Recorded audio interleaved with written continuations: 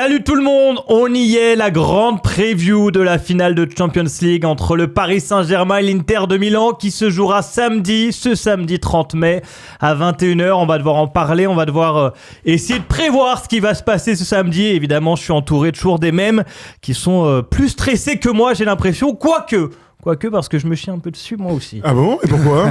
Parce que la pression de l'événement, j'ai envie de voir ça. Alors te mets surtout pas devant ta télé le 30 mai parce que c'est vendredi qu'il n'y a pas de match, c'est bien le samedi 31 mai. 31 mai.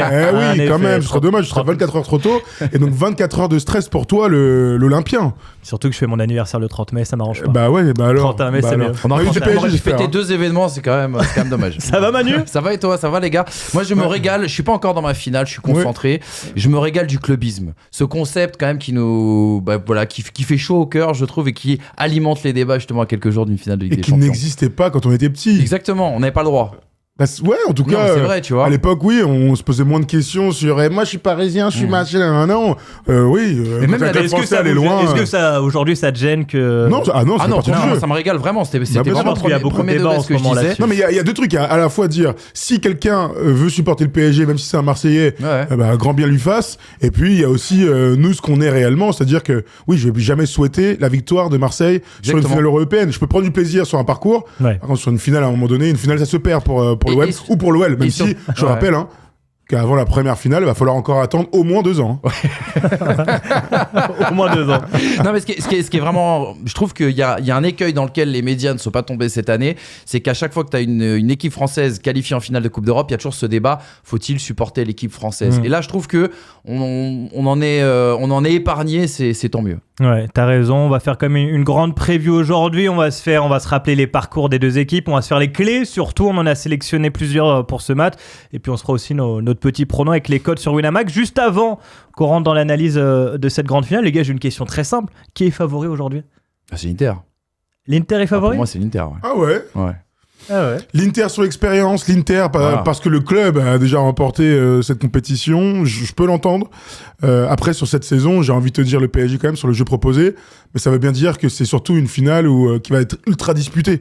Tu vois, et que même si tu vas me dire l'Inter, j'imagine que tu vas me dire 55-45, 48, voilà, c'est donc ça, c'est très exactement. proche. Les équipes sont proches. Mais t'as raison, ne serait-ce que pour l'expérience, l'Inter a disputé une finale de Ligue des Champions il y a quand même peu de temps, elle avait fait quand même bonne figure, et côté Paris Saint-Germain, ce qui peut être l'un de ses atouts est aussi une de ses faiblesses, c'est la jeunesse de cet effectif. Maintenant, en fait, je te dis ça parce que je trouvais il y a eu les conférences de presse hier qui ont été faites, et je trouvais que justement les propos de Simone Inzaghi étaient très très très intéressants sur le vécu que leur a apporté cette finale contre City. Non, mais t'as raison. Moi, je vois quand même le PSG un peu favori. Je sais pas pourquoi, je les sens plus forts. Tu les préfères dans ce costume-là, en fait. Ouais, peut-être. Non, mais je les sens un peu plus forts. C'est pour ça qu'il y a du stress aussi. C'est que par rapport à la finale de 2020 contre le Bayern, où je me disais, ok, le Bayern est largement au-dessus, là, j'ai l'impression que t'arrives 50-50, voire un peu meilleur. Parce que là, tu donnes avantage au terrain, on en parlera après, mais je pense que l'expérience de club est vachement importante. Quand je dis de club, c'est l'infrastructure, c'est l'institution, ce genre de choses. Ouais. On s'en rend bien compte avec le Real, les générations changent,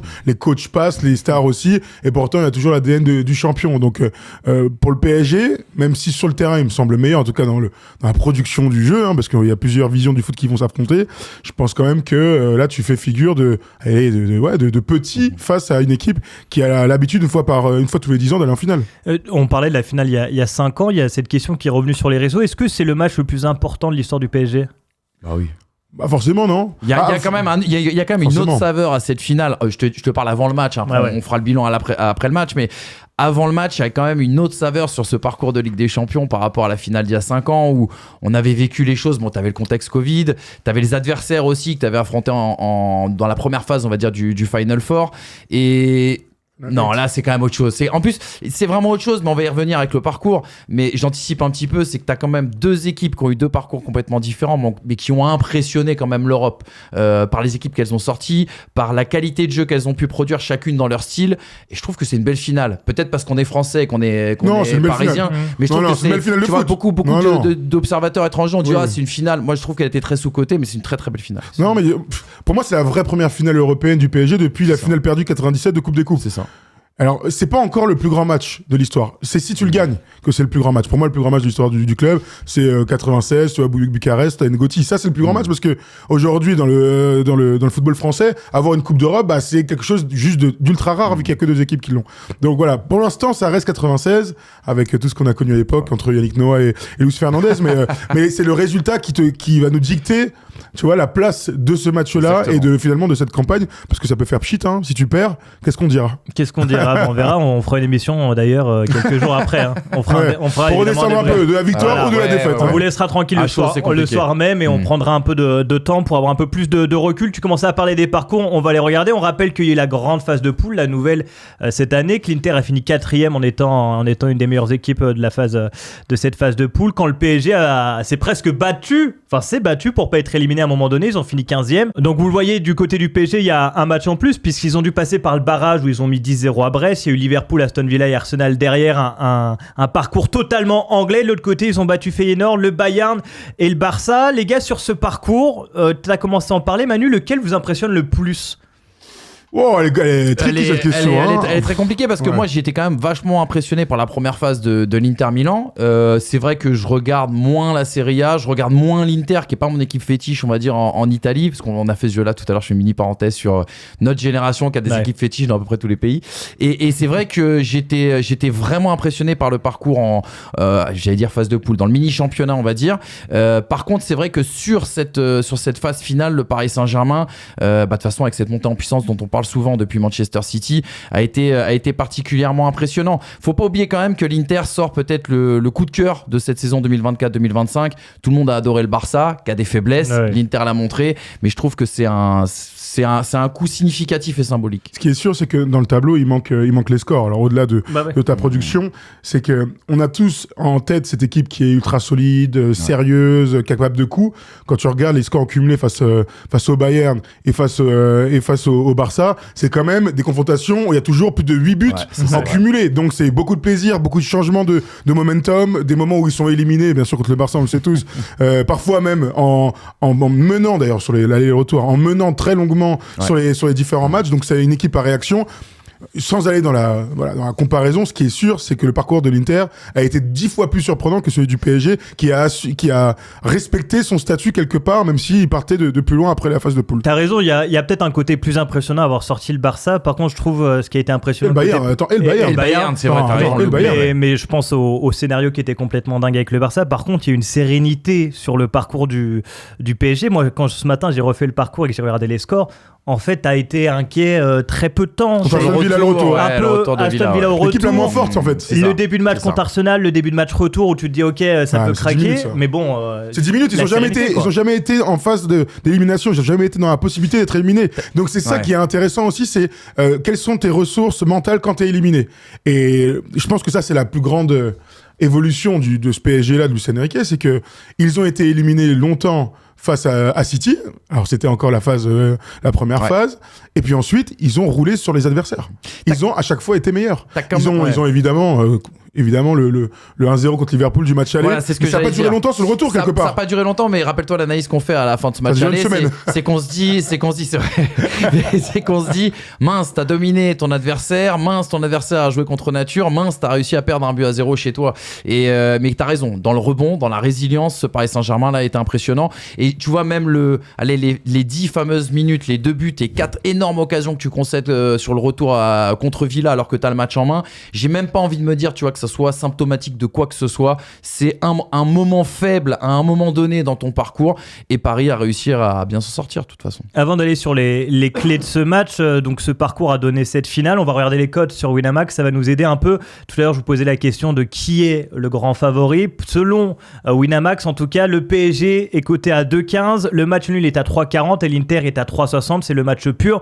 On vous rappelle que si vous voulez parier avec Winamax, eh bien ça se passe de cette manière. Depuis plusieurs années, Winamax est partenaire de notre chaîne. Et avec eux, tu peux utiliser ton expertise pour gagner de l'oseille en pariant sur des centaines de matchs chaque week-end. Tu peux aussi parier sur les perfs individuels, et ça, c'est ce que je préfère. Le doublé d'Ousmane Dembélé, le penalty de Salah, encore plus safe, le but de Gyökeres. Tu peux aussi parier sur les vainqueurs de compétition, comme le Barça qui remporte la Liga, ou le PSG qui remporte la Ligue des Champions.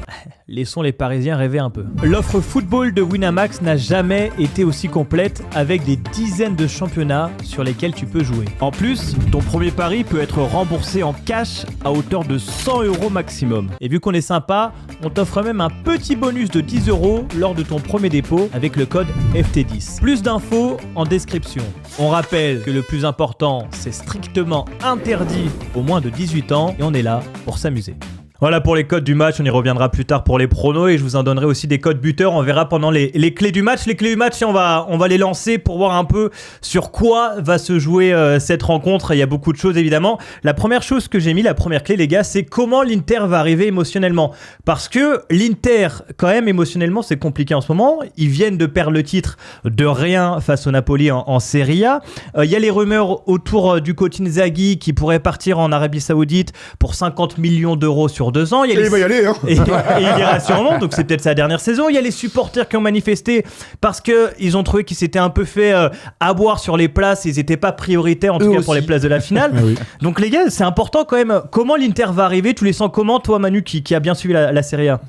Comment ils vont arriver émotionnellement? Moi, c'est une équipe de toute façon Simone Inzaghi n'a pas pris de risque sur la dernière journée alors qu'il jouait le titre et il a laissé 7 joueurs au repos. Ça les a pas empêchés de gagner, mais de toute façon, c'est à 2 journées de la fin avec ce fameux penalty à la dernière minute que entre guillemets l'Inter a dit adieu à ses espoirs de titre. L'Inter qui a un peu bafouillé sur la dernière partie de saison parce que justement à certains moments ils ont concédé des points alors qu'on pensait qu'ils filaient tout droit au titre. Peut-être qu'ils ont été aussi un peu pris par l'énergie justement que leur a pris la Ligue des Champions. Émotionnellement, j'ai envie de te dire que je me pose moins de questions sur cette équipe de l'Inter que sur l'équipe du Paris Saint-Germain, malgré tout ce qu'on a pu dire tout à l'heure.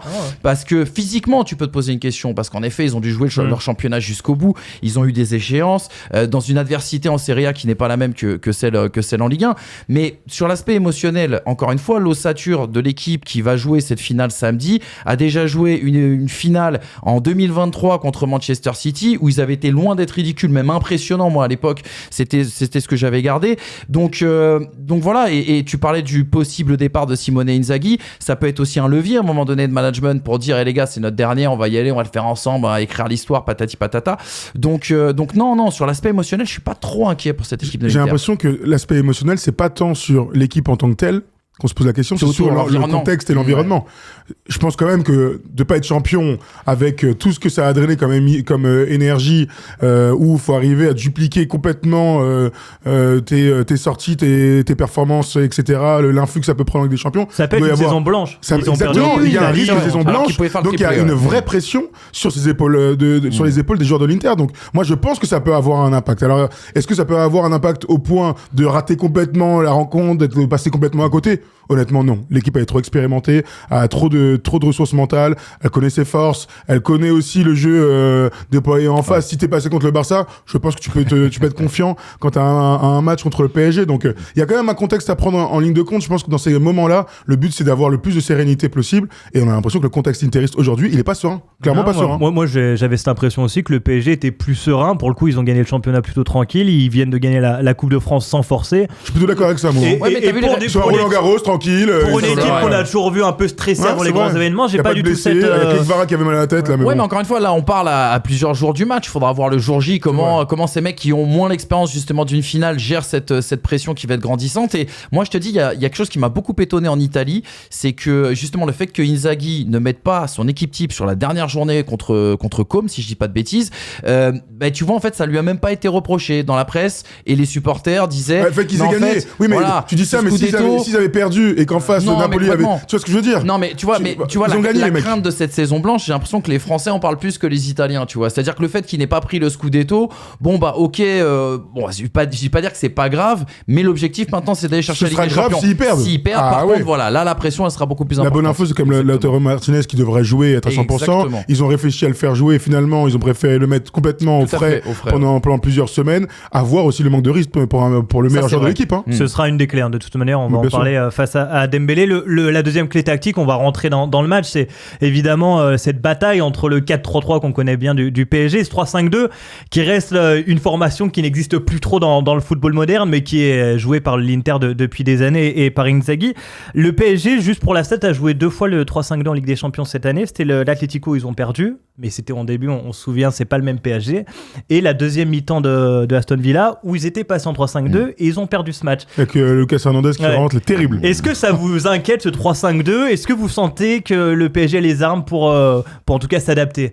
Moi, c'est pas le 3-5-2 qui m'inquiète parce qu'en fait, il est drôlement hybride. En fait, quand tu regardes le match contre Barcelone, tu te rends compte que c'est un 3-5-2 sur le papier. À la récupération de la balle sur la première relance, c'est un 4-2-4. Et en vrai, quand ils sont bloc haut, parce qu'en fait, on les stigmatise beaucoup sur un bloc bas parce qu'ils ont eu moins de 30% de possession contre le Barça, mais parfois, ils arrivent à contre-presser. C'est une équipe, en fait, qui est vraiment hybride. On y reviendra sur le PSG, qui est aussi un autre genre d'hybride à proposer. Mais donc, tu passes d'un 3-5-2, 4-2-4 et parfois, en phase haute, ils sont même en 2-2-6. C'est-à-dire avec, tu sais, les deux offensifs, les deux pistons et des milieux qui viennent se projeter. Moi, c'est ce qui m'inquiète un petit peu dans cette équipe de l'Inter, c'est le sens de la projection, le sens de la verticalité. On dit que c'est une équipe qui est archi efficace parce qu'en fait, elle attaque en nombre. Et moi, j'ai hâte de voir justement le Paris Saint-Germain qui devrait, on imagine, avoir la possession sur ce match.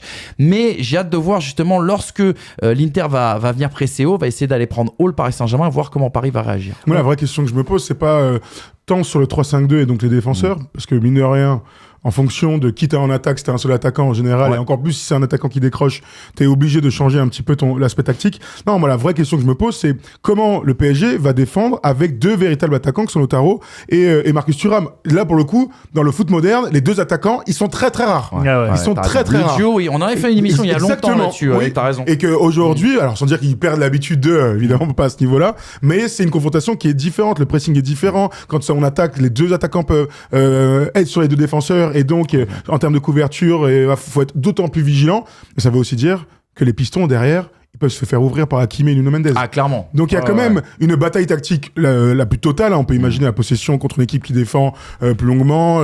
La transition pour les deux équipes est ultra importante. Le contre-pressing aussi. Et le PSG a toujours été ultra redoutable. Aujourd'hui, c'est la meilleure équipe d'Europe dans le contre-pressing. Donc ça, c'est une certitude. Donc l'Inter va devoir aussi faire mal au PSG sur des points qui nous semblent parfois faibles. Donc c'est-à-dire, pourquoi pas Marquinhos mettre la pression avec Marcus Thuram. Par contre, dans le style de jeu, excuse-moi, je fais très vite. Dans le style de jeu, je trouve que cette équipe de l'Inter est peut-être, dans les équipes qui étaient qualifiées dans le dernier carré, celle qui peut poser le plus de problèmes au PSG. Ça marchait pour les trois équipes parce que Arsenal a l'idée du jeu, le Barça a l'idée du déséquilibre et de la folie, et le PSG aussi, le jeu de possession. Donc en fait, il n'y avait qu'une équipe qui arrivait pour faire contre-pouvoir. Et c'est comme de par hasard une équipe qui est passée face à l'une des meilleures, ou si ce n'est la meilleure équipe d'Europe. Mais ce qui est sûr, c'est que toutes les qualités d'efforts défensifs qu'ont fait les offensifs parisiens et dont on a loué toute la saison, là, ça va être super important.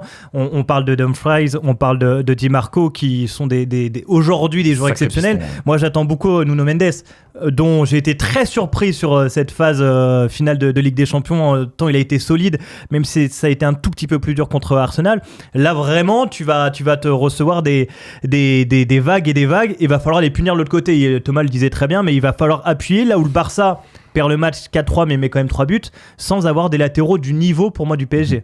En fait, ça va être aussi la gestion des momentum. Si tu reprends le match, la double confrontation contre le Barça, tu te dis que le Barça avait vraiment la possibilité d'aller tuer cette équipe de l'Inter, mais à un moment donné s'est fait un peu trop aspirer vers l'avant, et on l'avait déjà dit sur le match à Copa del Rey contre l'Atlético Madrid, cette équipe du Barça c'est pas qu'elle sait pas défendre, mais elle ne sait pas gérer, on va dire, elle a pas l'approche psychologique en fonction du scénario du match. Alors, il y a certains moments il faut refermer pour pouvoir mieux attaquer ou prendre en transition par la suite. C'est là où le Paris Saint-Germain, pour moi, a un avantage par rapport à cette équipe du Barça. Par contre, en effet, tu vois, en fait, cette équipe de l'Inter, je trouve que c'est le bloc bas le plus intéressant de l'Europe sur ces 10 dernières années. Parce qu'en fait, quand tu la regardes, tu pourrais caricaturer et te dire, ils ont mis le bus, mais en fait, absolument pas. Ce bloc, il est vraiment mobile. Ce bloc, il est presque même parfois étonnant. Et je te dis, sur les rares séquences de contre-pressing que l'Inter a proposé contre le Barça, ils leur ont posé énormément de problèmes. Je parlais de la bataille tactique, il y a une bataille physique qui va avoir lieu. Voilà. Et là, tout le monde dit que l'Inter est au-dessus du PSG. Est-ce que vous êtes inquiet ? Quand tu dis physique, c'est quoi ? Toi, t'entends quoi ? C'est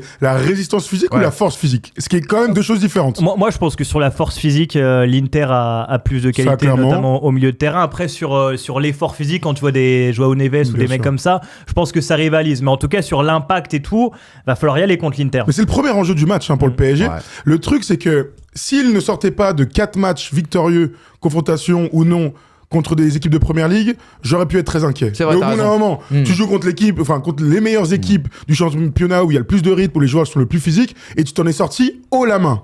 Donc oui, l'équipe est plus physique, etc., blablabla, mais en fait, le PSG n'a pas peur. Le PSG, malgré des plus petits gabarits, continue à te mordre le mollet, à te courir plus, à redoubler d'efforts, à se faire confiance aussi dans les moments importants. Ça reste une équipe ultra athlétique. C'est-à-dire que les joueurs les plus athlétiques pour moi sur le terrain, c'est Hakimi, Nuno Mendes. Ah, clairement, oui, clairement. Mais moi, je suis d'accord avec toi. En fait, il y a une opposition de style. On pourrait penser qu'il y a une des deux équipes qui est athlétiquement mieux, mais pour moi, en fait, les deux forces contraires s'annulent. Par contre, là où l'Inter, je trouve, a un petit avantage, ça va être sur la part de vice. On l'a vu notamment contre le Barça, des garçons comme Acerbi, des garçons comme Barella. Tu parlais du rôle des pistons, même un Marcus Thuram, en fait, est plein de vices. Et ça, c'est sur des petits détails, justement, que sur 90 minutes, ça peut faire basculer. On va passer aux clés individuelles. Juste avant, il y a comme une stat, c'est la stat des coups de pied arrêtés. L'Inter a marqué 42% de ses buts sur coups de pied arrêtés. Bon, ça prend en compte les pénaltys, donc ça aide.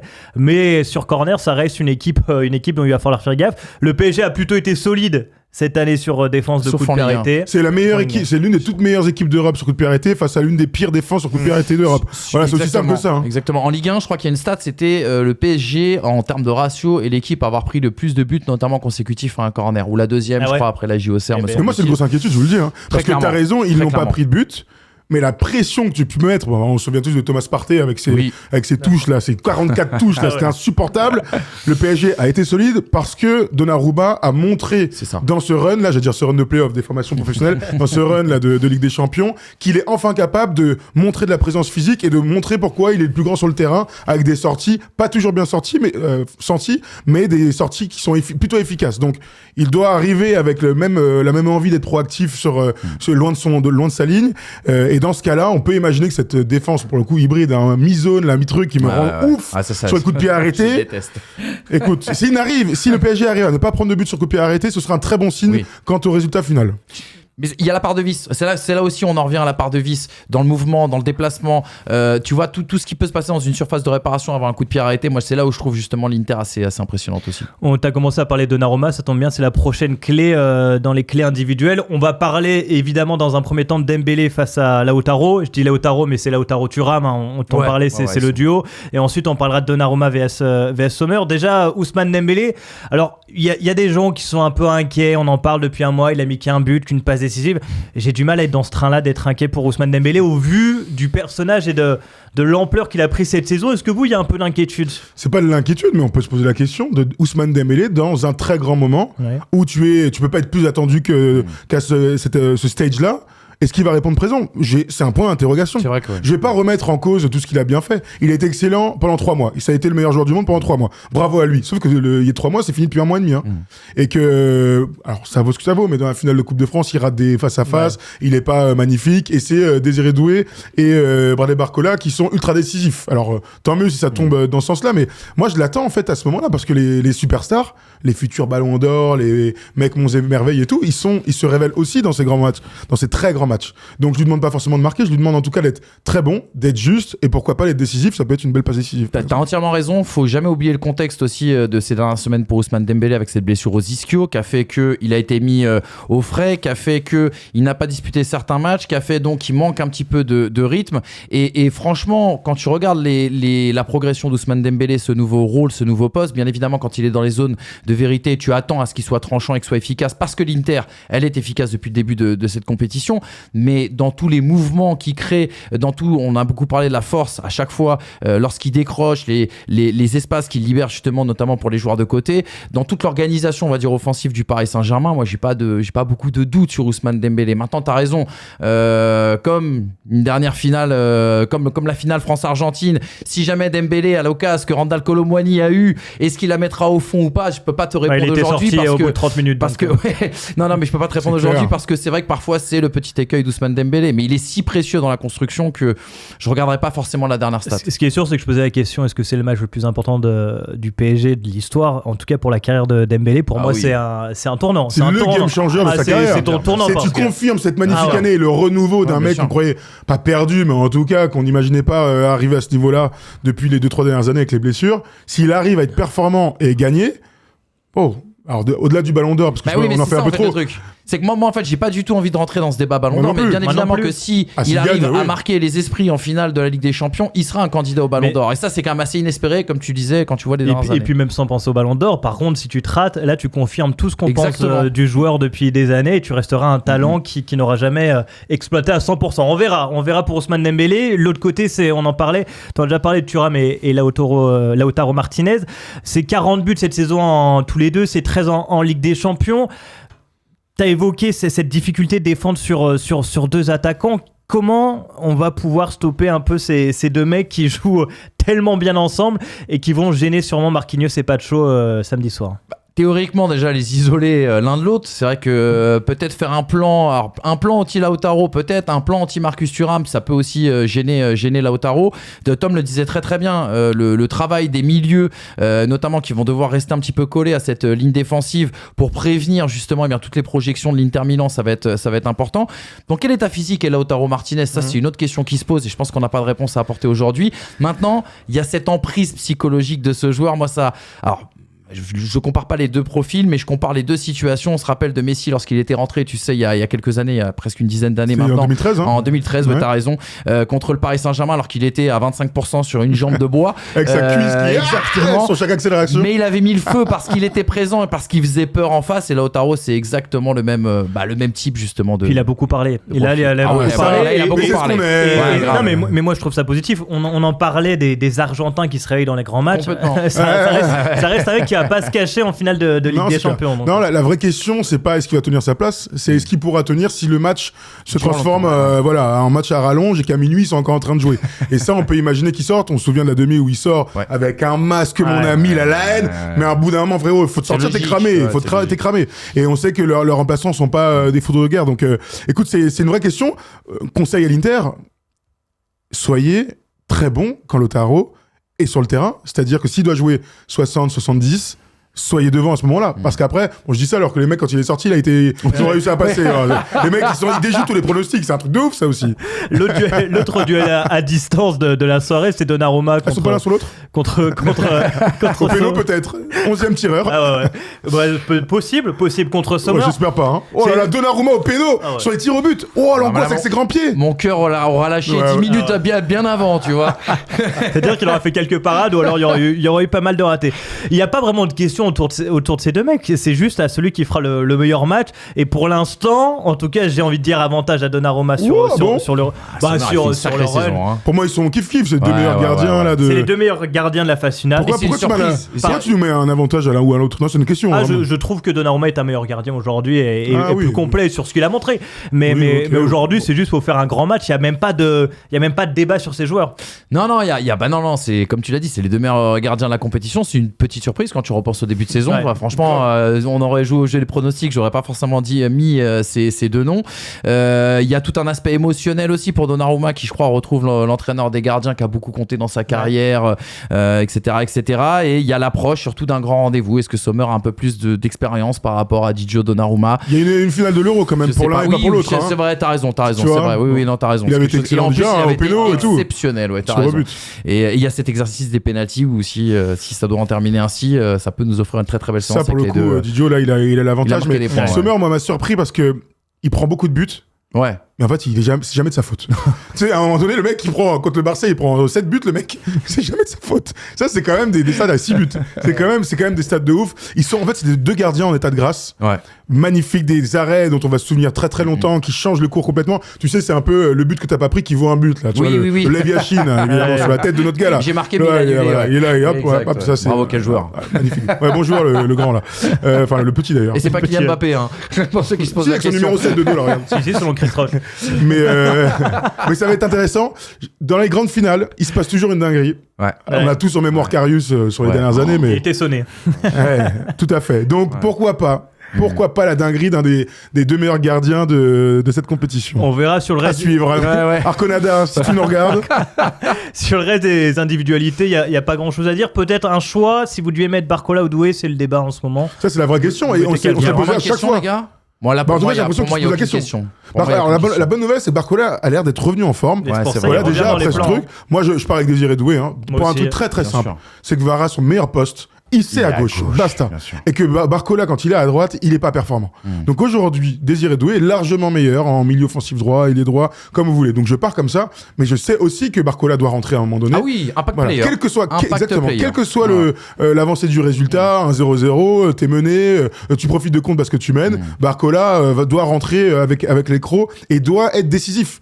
En fait, quand tu dis impact player, on a l'impression que c'est un peu surfait et tout. Frérot, t'as une demi-heure à donner. Exactement. Il faut que tu te procures 2 actions. Il faut que tu sois décisif. Il faut qu'on arrive à te voir sur un dribble, un but, une passe D. Comme si, tu sais, le gars, il rentre, mais il fait un peu la gueule et tout. Frérot, il y a une Ligue des Champions à gagner. On a vu des mecs rentrer en cours de jeu. Et devenir les héros, exactement. Donc voilà, c'est ce qu'on va leur souhaiter. Donc tu mets Doué, on est tous d'accord, on met Doué. Enfin, pas Doué tous les jours, mais oui, par rapport au scénario du match, de l'entame de match qui pourrait se présenter face au Paris Saint-Germain, qui devrait avoir le ballon, qui pourrait s'installer dans la moitié de terrain adverse, il y aura un peu moins d'espace, et par rapport à la suite du scénario aussi, où s'il y a un petit peu plus d'espace, ça profitera justement à Barcola. Moi je suis entièrement d'accord avec ce que tu as dit. Il y a peut-être juste l'aspect défensif où on a vu Barcola encore faire des retours en Coupe de France qui peuvent marquer et qui peuvent être importants contre l'Inter. Doué a été exceptionnel là-dessus pendant cette campagne de Ligue des Champions. Ils sont tous focus de toute manière, il n'y a pas un mec à ressortir. Sur une finale, ça m'étonnerait que tu vois des gens marcher, ce serait pas la bienvenue.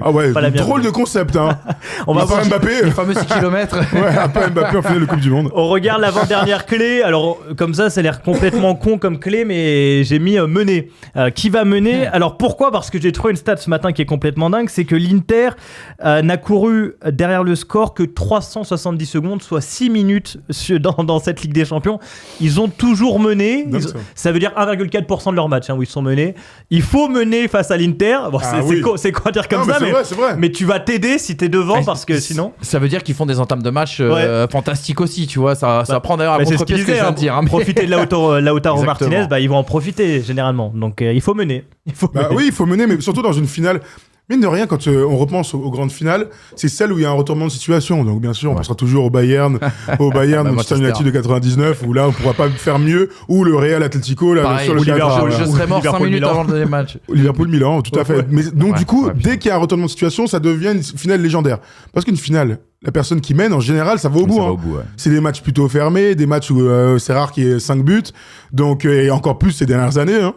Donc le PSG, vraiment, s'il veut s'imposer, tu dois absolument être efficace dès tes premières actions. Alors, quel que soit le moment du match, la 5e, la 55e, mais en tout cas, être capable de faire mal, de mettre le doute dans la tête des Italiens qui, pour le coup, ne doutent jamais. Donc, c'est aussi ça, tout l'enjeu d'être devant au score. C'est-à-dire que c'est cliché ce que je vais dire, mais il y a un fond de vérité quand même. C'est que moi, je serais inquiet de voir le Paris Saint-Germain mené par l'Inter Milan parce que ça fait quand même partie à un moment donné d'un ADN, d'une culture foot aussi également, de savoir bien défendre, de savoir tenir. C'est pas que physique, c'est pas que technique, c'est aussi mental, de savoir subir. On a vu que le Paris Saint-Germain était capable de subir sans rompre, mais face à cette équipe de l'Inter qui a des joueurs quand même de caractère, des joueurs de personnalité, qui a des joueurs d'expérience, oui, je serais inquiet si Paris par exemple rentre à la pause, ou si Paris, encore pire, si Paris encaisse, on va dire dans le premier quart d'heure de la deuxième période. Et tu vois, quand on fait l'analogie avec la finale de 2020, la grande frustration de cette finale, c'est d'avoir été inoffensif, d'avoir eu les moments, les occasions.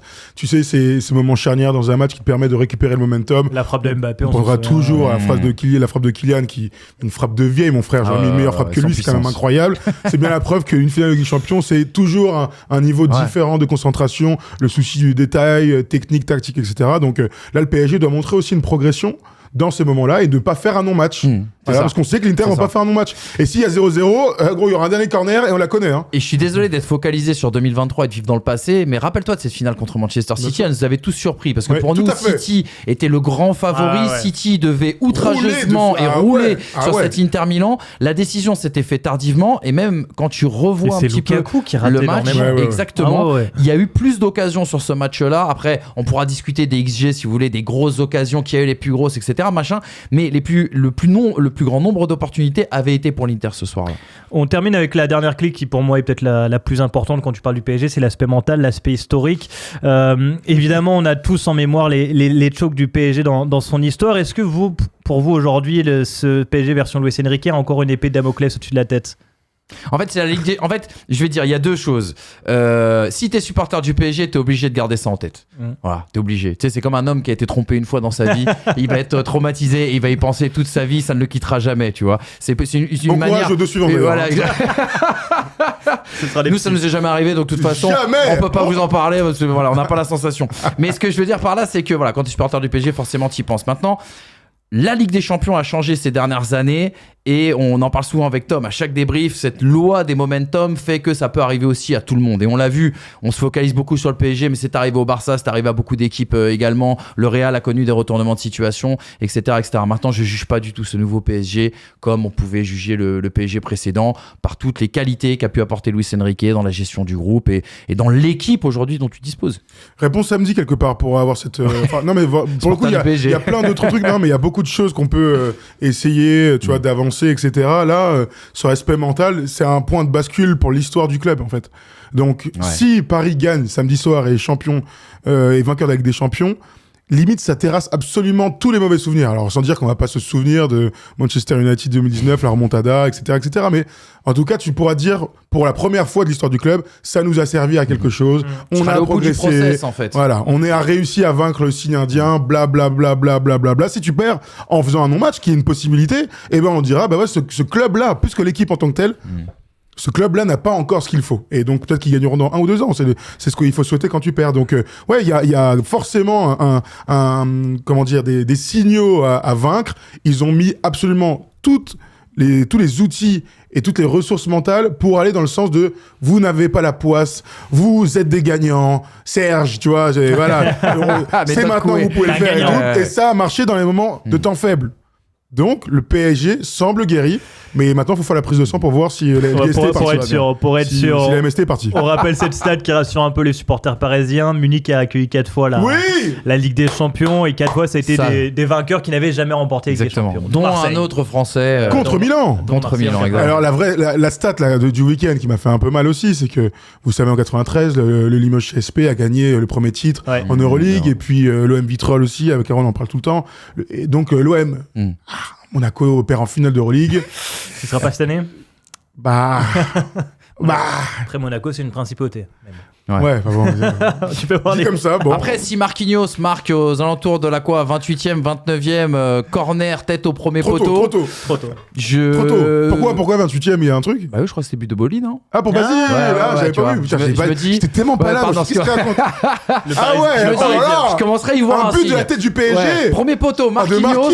Comme ça, en plus, il pourra soutenir l'OM dans 20 ans, Marquinhos, comme ça. Avec Boli qui célèbre. Non, mais c'est vrai qu'on pourrait faire. Je prends 5 secondes, mais en fait, cette histoire-là m'obsède depuis que je sais que le PSG est en finale de Ligue des Champions. On rappelle les larmes de Boli à Bari et de cette stigmatisation, comme nous, on peut stigmatiser parfois un petit peu Marquinhos. Si c'était lui qui venait à marquer sur une victoire 1-0 contre l'Inter Milan à Munich, franchement, extraordinaire. Réveille-toi, Manu, allez. Je vais te dire, franchement, c'est plus du foot, c'est du cinéma. Moi, je peux faire une bicyclette, mais après. Oui, moi aussi, en vrai. T'imagines le gars, il pète les plombs. Coup du scorpion. On se remet, on reste dans le concret, on se remet les codes juste avant de finir. Comme ça, vous allez donner combien de buts de Marquinhos. Je vais te montrer, il y a des codes buteurs également qui sont là. On peut commencer par les codes du match. Je vous les rappelle, 2,15 pour le PSG, 3,40.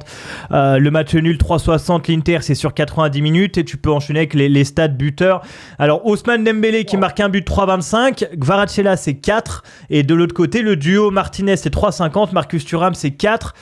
Déjà sur les buteurs, est-ce que si vous deviez poser une petite pièce, ce serait sur qui? En fait, c'est une dinguerie les cotes, parce que quand tu regardes les cotes buteurs avec les individus, tu pourrais penser qu'en fait les marchés pensent qu'il va pas y avoir beaucoup de buts ou pas de buts même entre ces deux équipes. Tu te souviens des buteurs en finale, il y en a pas 10 000 hein. Non, c'est pour ça. sûr. Donc oh la vache. Alors vous savez que sur les grands moments, je parie toujours un maximum d'oseille, donc 20 €, un peu plus. Le Ousmane Dembélé 3,25. Le Kvara à 4, il me fait de l'œil. Il me fait beaucoup d'œil, incroyable. Et j'aimais aussi les deux équipes marques, j'aimais bien, parce que pour moi, il y aura des buts pour le coup. Et le 8 à 1,68 me fait un peu d'œil. En tout cas, tu vois, 100% des parieurs disent oui. Hein. Ouais. Ça va dans ce sens-là. Gvara décisif à 2,45. Je pense honnêtement. Décisif, ouais. Décisif à 2,45. Ouais, c'est bien. C'est plutôt pas mal. C'est plutôt passe D, ouais. Franchement, ça peut être bien. On verra. On finit. Vous me donnez votre prono, évidemment, pour cette finale de Ligue des Champions. Qui va soulever la coupe aux grandes oreilles. C'est vraiment un bâtard. C'est vraiment non, moi, j'ai même pas envie de répondre. Vous voulez pas répondre, mais vous pouvez ne pas répondre. Non, bah, tu sais quoi. Ça sert à quoi? Je vais dire 4-0. Ne prenez pas ce truc au sérieux. On va pas réfléchir comme des fans. On va réfléchir comme des gens, comment ça s'appelle, un petit peu superstitieux. Je vois une victoire serrée et triquée de l'Inter Milan, mais je ne l'espère pas, bien évidemment. Je suis plutôt dans le sillage de Manu. Je pense qu'un club italien contre un club français, non, j'estime ça à 5-1 pour l'Inter. Bah, c'est bizarre parce que je vois le PSG se balader. Ils vont se balader.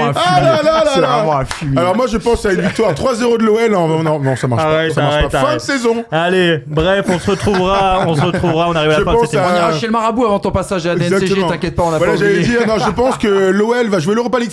Il sera en national l'année prochaine. Ce qui m'arrange parfaitement. Pourquoi? Pour commenter. Ah bah Groupama Stadium en national, ça va faire drôle. Hein. La place à 8 €. Allez, on a fait le tour de cette grande preview. Match samedi 31 à 21h. Et puis nous, on fera un petit débrief à J+2 de ce match. Puis on s'écrit après le match, quoi qu'il arrive. Oui, on discute quand même. On en discute. Merci à tous de nous avoir suivis. Mais pas dû, il a regardé le match. J'ai envie de savoir, moi, il regarde où le match, Manu? Je sais pas encore. Ah ouais, tu regardes. Non, mais ça, c'est une vraie question. Non, mais je sais pas encore. Je sais pas. Pour te dire, je me pose des questions, je sais pas. Alors non, mais c'est quoi les options? Ouais, moi je sais, j'ai pas le choix. En fait, c'est quoi qu'il arrive entre amis. Et en vrai, pour tout te dire, j'ai un ami qui habite à Milan et je me suis dit putain, je prends un billet d'avion, je vais me le faire là-bas. Mais en fait, s'il gagne. Ouais, mais. Wow. Ouais, en fait, c'était pour l'inverse. Lui, il est plus Milan AC en plus. Donc tu vas fêter, tu vas te faire battre par les Italiens énervés dans la rue. Tu pars avec un mode du PSG dans la valise et puis après tu vois, ça peut être marrant. T'as raison, on a vu les images de Naples là, il y a pas longtemps, là, il y a 2 jours. T'as raison, c'est une bonne idée d'aller célébrer en Italie. Après, si Paris perd, c'est compliqué. Donc non, je reste à Paris ce week-end et ça sera avec des amis, mais je me pose la question de savoir est-ce que tu le regardes à huis clos ou est-ce que tu le regardes, tu vois, dans une ambiance un peu festive. Alors tu débriefes à huis clos et tu regardes aussi le match à huis clos. Il est hors de question que j'aille dans un bar pour qu'il y ait des gens qui me piapiaillent là. Imagine, tu tombes sur un bar où il y a un Lyonnais, gros, un Marseillais, avec le Mike d'Inter. Non, mais tu vois, donc, les risques, on les met comme ça sous cloche, à la maison, des gens qui connaissent le foot, un maximum de bière, et puis avec Tom qui fait l'animation du truc. Ouais, non, moi je vais regarder avec un pote et c'est tout. C'est tout. Je vais pas aller dans un bar non plus. Non, trop dur. Trop dur. Très bien. Bref, mettez-nous en commentaire votre pronostic pour ce match, et puis on se retrouve à J+2. Merci Polo en régie, et on se retrouve mardi prochain. Et puis allez le football! Oh non.